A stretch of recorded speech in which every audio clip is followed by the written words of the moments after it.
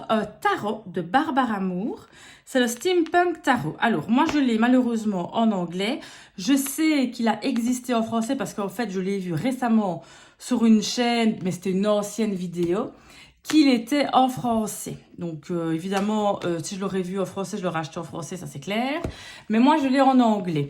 Donc, voici l'arrière de la boîte. Donc, c'est une boîte cartonnée, assez épaisse, hein, enfin assez grande, je veux dire.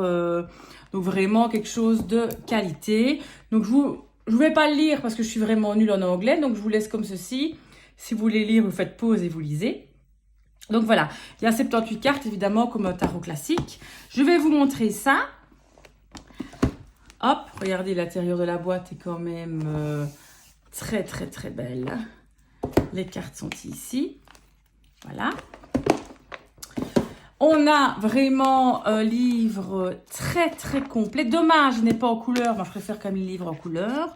Mais évidemment, tout en anglais. Alors, qu'est-ce que je fais, moi, sur certaines cartes? Parce que j'aime bien savoir pourquoi est-ce que l'auteur a mis un détail à gauche, à droite. Donc, je traduis avec mon téléphone, avec Google Traduction, la page et je la lis. D'accord? Donc, évidemment, je n'ai pas tout traduit. Donc, ici, on va dire que le bouquin, comment est-ce qu'il se présente? Donc, ça, il va y avoir, évidemment, toute l'introduction. Alors, qui est assez grande. Donc, ça explique un peu tout. Puis après, on a...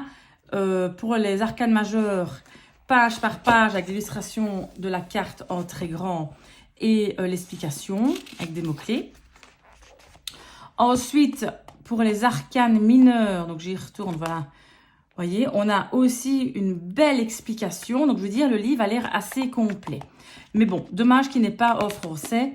Je vous le dis, donc si jamais je le retrouve en français, je revendrai celui-ci et je le rachèterai en français.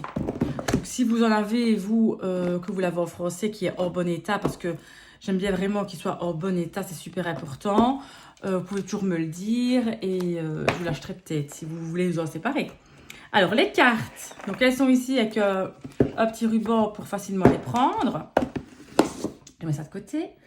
Donc, on a, voilà, un autre carte comme ceci. Donc, vous voyez, un peu steampunk comme ça, c'est, j'ai un petit Lenormand qui est comme ça aussi. Je ne sais pas si je vous l'ai déjà présenté. Je ne sais plus. Mais c'est un peu machine, vous voyez, un peu, on est un peu dans le monde des machines, donc j'aime beaucoup, beaucoup, beaucoup.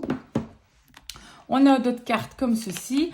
Point de vue qualité de carte, moi, c'est vraiment, pour moi, parfait. Pas trop dur, pas trop saut, parfait pour mélanger, de la façon dont je mélange les cartes, vous savez bien. Voilà, le bord est neutre, comme ceci. Il pourrait très bien être refait en noir, parce que vous voyez, là, on a un bord noir ici autour. Donc, on pourrait franchement le refaire en noir. Donc, je prendrai mon feutre, comme ceci, comme je vous ai déjà montré dans une vidéo précédente. Et je pourrais franchement le refaire en noir. À voir, à voir. C'est un jeu que j'aime bien utiliser pour des tirages courts. Pas des gros tirages, je ne sais pas pourquoi. Et des fois, je l'utilise, je l'ai utilisé récemment pour le tirage du mois. Je pense que c'était en février, je ne suis plus sûre. Donc, je l'avais utilisé. Donc, je vais vous montrer les cartes. Elles ne sont pas dans l'ordre, comme vous pouvez vous en douter, comme jamais. Voilà. Je fais un petit zoom et je vais vous montrer toutes les cartes. Donc, vous voyez ici, on a le 2 de bâton. Voyez un peu le style de carte. Moi, je trouve, regardez les pages de Paeta, comme elle est très belle. Donc, franchement, l'as de coupe, j'aime beaucoup cette illustration. Alors après, c'est un parti pris, hein, ça ne plaît pas à tout le monde, on est bien d'accord. Regardez la reine d'épée, comme elle est belle. Et j'aime beaucoup le fait que, pour moi, c'est le roi qui lui tient la main. Donc, j'aime beaucoup voilà, cette carte-là, je trouve qu'elle est vraiment très, très belle. Regardez les amoureux avec l'orge ici. Puis, on voit sur les amoureux, vous voyez, ils n'ont quand même pas le gros sourire non plus, parce que la carte des amoureux, c'est aussi le choix. Donc, ils vont devoir faire un choix. Donc, dilemme. Donc, je trouve que lui a vraiment une bonne tête de professeur. Donc, voilà. Je vous montre toutes les cartes. Donc, à mon avis, vous connaissez parce que si je regarde... Attendez, je fais une pause. Si je regarde quand est-ce qu'il est sorti, il est sorti quand même en 2012. Donc, c'est quand même un jeu qui est sorti il y a longtemps. En tout cas, version anglaise. Version française, je n'ai aucune idée de quand est-ce qu'il est sorti. Et en plus, quand je l'ai cherché sur Internet, je ne l'ai jamais vu en français. Et quand j'ai vu la vidéo de je ne sais plus qui, malheureusement, quand je l'ai vu en français, je me suis dit merde. Donc, regardez ici la force. C'est original, celle-ci, la force. C'est pas une carte classique. Vous voyez la patte du lion qui est blessée, elle qui le soutient, qui va l'aider. Donc, je trouve qu'il est très intuitif. Regardez le 9 d'épée. On voit vraiment qu'elle est tourmentée dans ses rêves, qu'elle réfléchit beaucoup à ça, qu'elle n'arrive pas à s'endormir. Vous voyez la lune ici. Donc voilà, donc comme je disais, très très déçue de ne pas l'avoir eu en français finalement. Ma carte préférée est 10 d'épée. Ben, je trouve qu'elle est parfaite pour un 10 d'épée, c'est très significatif. Bon, on rappelle que les épées c'est dans la tête. Hein. Regardez ça.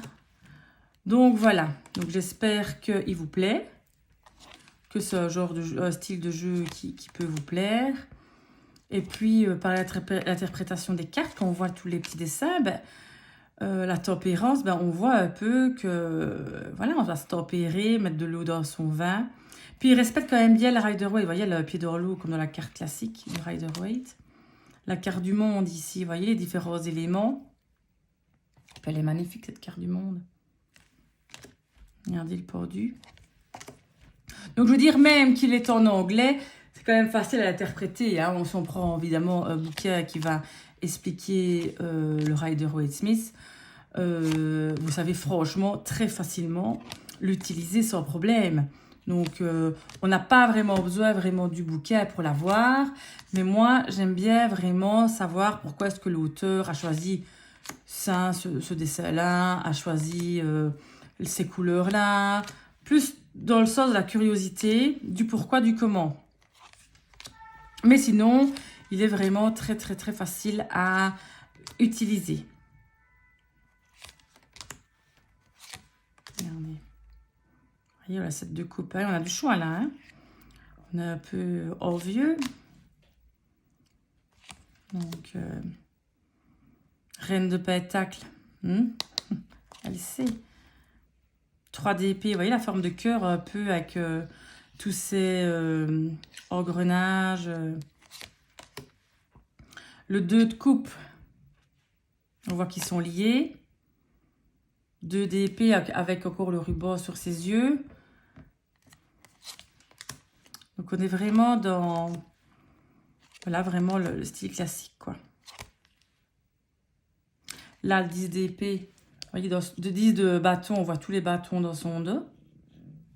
Mais par contre, elle n'a pas l'air quand même, je trouve qu'on regarde sa tête, très, vraiment, vous voyez, le fardeau. Elle n'a pas l'air d'avoir un fardeau de ouf sur le dos.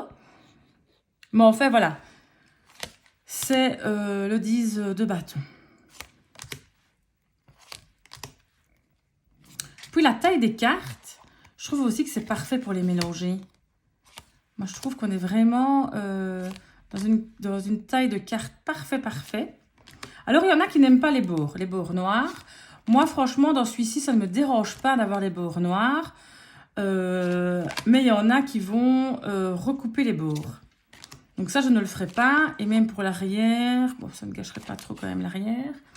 Mais moi, ça, non, je ne recoupe jamais les jeux, en fait. Jamais. Il y en a souvent qui recoupent les bords, mais ça, moi, je ne fais jamais. J'ai trop peur de me louper. Et voilà, c'est la fin. Et j'aurais peur d'abîmer les cartes et d'abîmer le jeu. Hein. Donc, pour le mélanger, regardez. Je vais un petit peu dézoomer. Déjà, voilà. Donc, il se mélange parfaitement. On va tirer une petite carte, voir un petit peu ma carte du jour. Peut-être en même temps ou la carte pour vous. Une carte pour vous pour aujourd'hui. On va un peu la tirer. Et en plus, j'ai pas encore plié ma carte du jour. Tiens, donc, ce sera celle-là. Quelle est la carte de la journée? On tire. Hop, moi je passe celle du haut. Qu'est-ce qu'on a?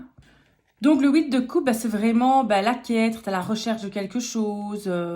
Voilà, on s'en va pour mieux revenir. Donc c'est vraiment ça le signe de la carte. Donc c'est un petit peu la nostalgie aussi. Donc dans le Rider-Waite, on voit vraiment c'est quelqu'un qui s'en va avec les 8 coupes de vent renversées.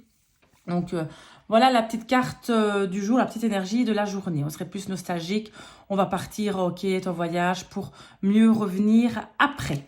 Donc voilà pour la présentation du Steampunk Tarot.